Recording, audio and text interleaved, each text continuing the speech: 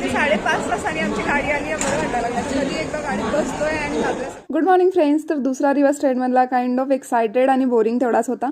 So सकाळ सकाळी उठलो आम्ही सगळेजण, आवरलं जे काही आपण आणलं होतं खायला आम्ही ते सगळं खाल्लो. आणि दुसरी चांगली गोष्ट म्हणजे जे काही लोक आले होते बऱ्यापैकी 90% लोक माउंट आबूला उतरले होते. त्याच्यानंतर जी ट्रेन होती ती पूर्णपणे मोकळी होती. त्याच्यामुळे आम्ही निवांत एक व्यवस्थित ट्रेनमध्ये गेलो, रील्स बनवले, जी फेमस प्रसिद्ध आहे तिथली रबडी खाल्ली, हसत खेळत पोचलो आम्ही जोधपूर स्टेशनवरती.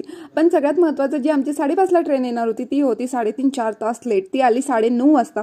आणि फायनली आम्ही जोधपूरमध्ये ट्रेन आल्यानंतर ट्रेनमध्ये बसलो. आणि सगळ्यात महत्त्वाचं म्हणजे जी काही भयानक थंडी वाजत होती, माय गॉड, खरंच खूप थंडी होती. पण आपल्याला आधीच माहिती असल्यामुळे आम्ही ऑलरेडी सगळं सामान घेऊन गेलो होतो.